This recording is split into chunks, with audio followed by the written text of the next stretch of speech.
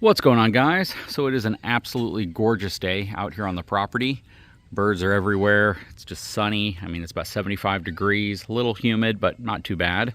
I wanted to give you guys a real quick equipment update because I know a lot of folks kind of follow some of the equipment that we've purchased since getting this property, including the Toro 2000 HDX zero turn over here. That is kind of their entry level into the commercial zero turn.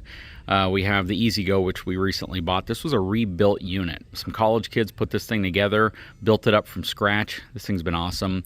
Have the Bad Boy as well as the Scag over here, and we have the Toro push mower, some e-bikes. I mean, we use everything out here, and it really gets used well. Nothing that you drive on out here is completely smooth other than the concrete, because we have so many gophers that are constantly burrowing under the ground, voles, moles, everything, that when those tunnels collapse, it makes for a really, really rough experience. And I wanted to go over how some of this equipment's been working out for us. So we'll start over here with the Toro 2000 HDX. This is their commercial mower, but this isn't what I would consider to be one of their higher end commercial mowers. This is kind of like their entry level into commercial zero turn mowers. I love this thing. This thing has absolutely been a workhorse. Haven't had a single failure. We've had to replace the blades twice. I have a different type of blade on now, which I'm not sure how long they're going to last. They're a little thinner gauge material, but they have a different type of angle to them, so hopefully they hold up well, but we'll find out. Blades don't last long out here because of the sand. This sandy loam, once you hit a gopher mound or you hit sand, it basically sandblasts the blades and they get dull really quickly. So I'm real interested to see how long these blades last. I did a little bit of cutting this morning. I also set gopher traps because we have a ton of gophers out there. We had like 40 new mounds in the front, probably had about 20 in the back, and those can all be made by one or two gophers. Gophers, like, it's crazy how one gopher can set so many mounds and really just wreak havoc on your yard. So I have 4 gopher hawks that I've shown in other videos, and they work really, really well. I've probably caught, I'm going to say, about 8 gophers in the last 2 weeks. So hopefully I can catch the rest of them that are destroying the yard. That said, the reason why we love the Toro so much is just because it's like a multi-purpose vehicle. We have vastly more hours on this than we do the Scag. And to give you an hour count, I have 172.5 hours on this unit in about a 6 to 8 month period. So yeah, we've put a lot of usage on this mower. I've replaced the oil in it, or changed the oil in it 3 times now, and it has absolutely worked flawless. We've had 0 issues. Well, I take that back. The only issues we've had are we've had some flat tires up front, and we've had some flat tires in the back, and that's simply because of some of the sharp stuff that grows in the yard. But it's been really easy to fix because we simply use mountain bike tire sealant for tubeless tires, pour it inside there, and we haven't had any issues at all anymore, which is really cool. The mower itself is really amazing because it gives you the capability of strapping so much stuff to it. So it's no longer just a zero turn, it's kind of like a utility vehicle. I have a bucket in the back, I have a bucket up front. I can put my grabber arm right here so I can reach down and grab stuff. I have the weed eater attachment here on the side. This thing is such a multi-purpose vehicle that it's almost hard to say that it's just a zero turn, because this is my gopher trap setting vehicle. It's my gopher recovery vehicle. If we have any little repairs that need to be done, I could take the golf cart, but a lot of times it's just easier to take this because the buckets really allow for really easy carrying of tools and equipment that you might need to take out with you, which is really nice. The golf cart can work well because I can fold the back seat down. It's kind of like a little flat bed back there, but everything kind of slides around, so I'd still have to put it in buckets or boxes. Whereas this, I can simply hop on, start it up, get going to where I need to go, do what I need to do. And you know what? If there's tall grass out there, I can cut the grass as well. I can weed eat with it. It's like I take everything with me to do anything I need to do, which is super, super convenient. And that's one of the reasons why this has so many more hours than the Scag. I recently purchased an attachment that I'm going to install that attaches to the rollover protection, the ROPS, and it's going to give me the ability to carry a weed eater on the Scag, but I haven't installed it yet, and I don't even know how it's going to fit. So hopefully it does. I got it on Amazon. I think I spent like $100 on it. What's cool about this though is if I take this Toro out and I mow the grass, while I'm out there, if I encounter anything I need to deal with, like, you know, tall brush that I need to cut down with the weed eater, or perhaps a gopher mound or trash, anything like that, I don't have to come back and get something to go get it. I'm there with the mower and I can just do everything I need to do while I'm there. And if you have acreage and you have a spot that, you know, is a pretty far walking distance just to go pick something up, it's nice to have everything you need with you. Shoot, we had to do some fence repair recently, and when I got out to that area, I was mowing the grass, and I was like, man, let me just fix that real quick. I had some zip ties with me, I had some repair tools with me, and I was able to hammer a couple clips in place and get the fence fixed because everything was with me. And there's so much convenience to that. It just gives you the ability to solve problems and fix things while you're out there. I always carry some extra screws. I always carry a power tool, a drill, as well as my auger bits. I carry a hammer, a wrench. I just carry the things that I need in this because if I encounter something while I'm out, I love having the tools I need with me. And I just can't reiterate that enough. From a mowing perspective, this thing mows flawlessly. It's been great. It's got a far smaller engine than the Scag. It's like 23.5 or 24.5 horsepower or something like that.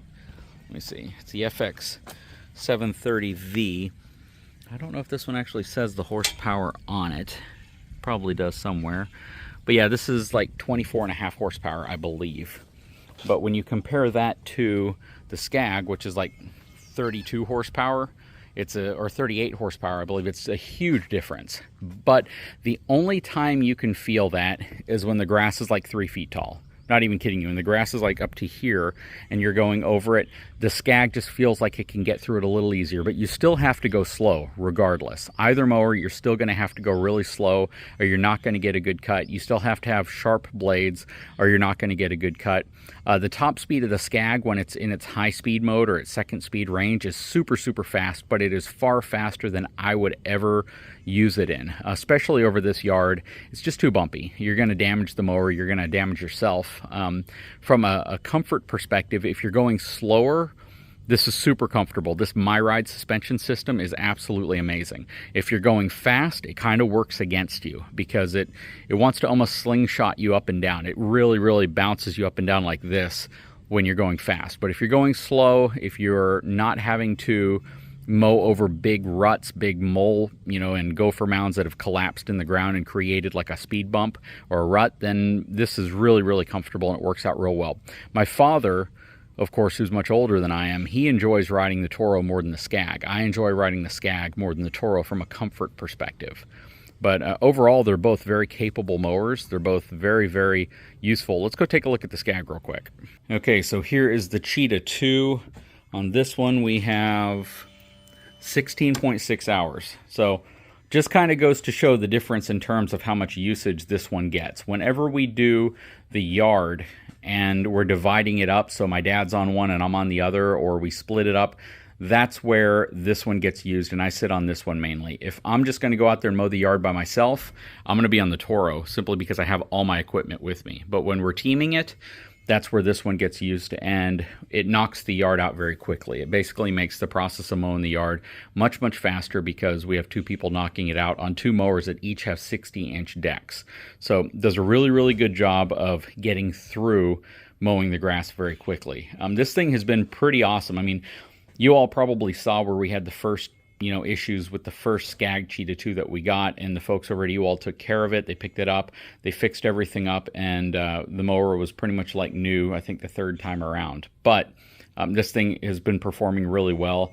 This engine on the back of it, the FX 1000, has electronic fuel injection versus a carburetor on the other one.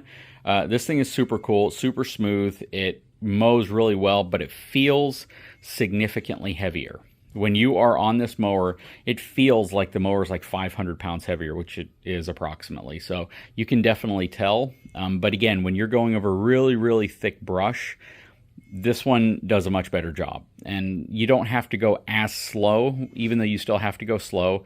But yeah, this one does a really good job going over that stuff. I don't know if there's anything else to update you on this one. I am going to try to put that weed eater attachment.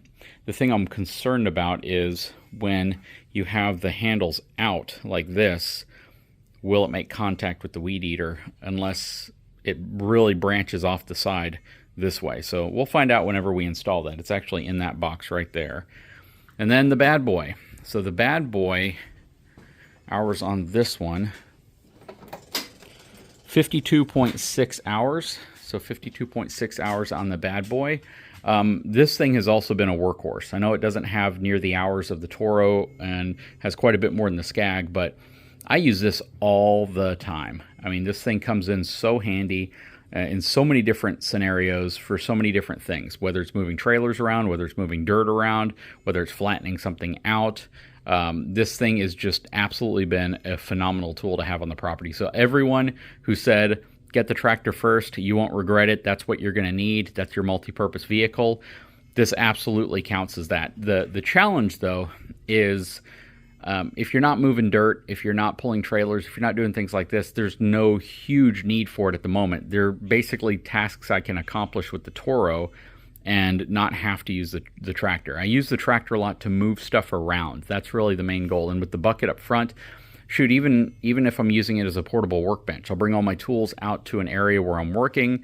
I have the bucket lowered down to about hip height, and then I have all my tools, and I use it as kind of a workbench when I'm out. If you do that with your tractor, let me know. I'd love to know, the folks who have tractors that watch my channel, how do you use your tractor? The smaller ones. I mean, if you have a huge tractor and you have, hundreds and hundreds of acres, then I understand that you use it in an entirely different way. But if you use it on, medium, small acreage property, what do you use your tractor for specifically, especially if your property is maintained? So with us, the thing we have going is our entire property is manicured, all of it. And because of that, we have to maintain every inch of the property. Whereas there's a lot of properties where you might maintain an acre and then you let everything else grow up. You let everything else get really big, so you have to go out over it with like a shredder or a bush hog to get everything cut back down, a couple times, a year or a couple times a season. With us, we have to mow everything. Everything gets mowed. The tractor's great for moving logs around. I move a ton of logs. I move a lot of dirt. Move plants. Trailers, like I said, leaves. Gosh, these things are constantly piling up leaves. And right now, that's what the dump trailer's full of. It's almost full to the top of just leaves. We collect the leaves, we put them in about 20 to 30 huge piles, and then we clear them out with the tractor. We take the tractor, scoop them up, and take them over to the dump trailer. And it makes life a little easier as opposed to trying to drag the dump trailer around in between trees and trying to maneuver it. So it's really come in handy for us, but I'm going to say the champion out here, by far, by a long run, is the Toro Zero Turn, the 2000 HDX. Understanding, though, that there's a lot of stuff that the mower can't do. Again, it can't move dirt. That's what the tractor's for. I can't use it like an excavator. I think I have about 40 hours on the excavator right now because it's just great to move dirt. If I'm digging things, unfortunately, recently we had to dig a grave for one of our animals. One of our dogs passed away, and it comes in really handy when you're trying to bust through roots and you want to really get deep enough in the ground that you don't have to worry about other animals coming along and digging up your buried animal. So yeah, everything out here gets used. Some get used a lot more than others. The excavator, it gets used probably twice a month. I don't use that thing every single day, every single week. It's super convenient to have. That's kind of the thing that we love about it. It is just absolutely convenient. It wasn't given to us. It was paid for, so we paid full price for that. The dealership didn't even know anything about a YouTube channel until he literally delivered it out here, and I asked him if I could film him. We got this one from the folks at Toro. We paid full price for the bad boy. This was another scenario. We just went to the dealership, bought it, and then we let the owner of the dealership know right when we were getting it loaded up that I had a YouTube channel. So we got no discount on this one at all, nothing. The Scag Cheetah II, no discount on it at all. We paid full price for it. So the only piece of equipment out here besides the Toro right there, and then the Toro equipment that Toro sent me, all the 60-volt equipment that they sent, the chainsaws, the weed eaters, all that stuff, which is super cool. And this Toro, which actually gets a lot of use. So we use this Toro to mow all around the house, basically all around the cabin. It gets mowed with this one, and this thing has been absolutely fantastic. But aside from that, all the other equipment was paid for. We didn't get any type of discount or anything on that. We didn't even try to get a discount. That's the better way of saying it. We probably could have negotiated something, but we don't try to do that. The electric bike, that thing's been awesome. All the electric bikes we've had have been awesome. Besides getting a few flat tires here and there, it's been phenomenal. It's like having a horse out here. We can get on the bike real quick, run down to the front if we have packages, if we have to pick something up, if I have to run over to a well, or if I have to run over to an area, maybe even check on a gopher trap. I can hop on the e-bike, take it out there, not using any fuel. I can get out there real quietly, fast, comfortably. Really, really happy. And my daughter just about every single day says, "Hey, Daddy, can I ride on the front seat of the bike?" So I get to take her around, and she has a blast. But yeah, that's it for updates out here on equipment. A lot of stuff going on out here. I'm going to have a lot more videos talking about some of that as we get further along. A lot of it's been delayed due to weather and due to inventory issues and just due to people dragging their feet a little bit. But hopefully we'll be able to show you some updates on some big projects that are taking place out at the property. Oh, real quick. The Easy Go. This was the golf cart that we purchased. It was a rebuild. We did not buy this thing brand new. Brand new, these things are like $10,000 to $12,000. I think we paid like $4,500 for it. We bought it from two brothers that went to college. They're going to the military academy, which is super cool, super supportive of that. And their project was to take something that was super old and in bad shape and restore it. And that's what they did. They actually got a chassis for a golf cart, and they rebuilt the thing from the ground up. And when they were done, before they headed off to the academy, we bought it from them for $4,500. So it's been awesome. It's worked really well. I've had no problems with it. We have the nice canopy covering it. You can see how dusty and dirty it gets out here. So that keeps all of that from getting to the inside, even though it still does get dusty on the inside. But yeah, a lot of cool stuff going on. Anyways, I sure hope you enjoyed the video. If you have any questions, please leave a comment below. I'd love to know what your thoughts are. If you have questions about the mowers and you want to know what our opinion is on certain things, you know, ask away. I'm really big into talking about this type of stuff because it's the kind of stuff that I'm kind of passionate about as well. I know I talk about RVs and trucks on the other channel, but on this channel I love talking about this other stuff. So please leave a comment below if you have any questions, any of that stuff. Guys, if you haven't had a chance, please take a moment, subscribe to the channel, give me a thumbs up. We'll talk to you again very soon.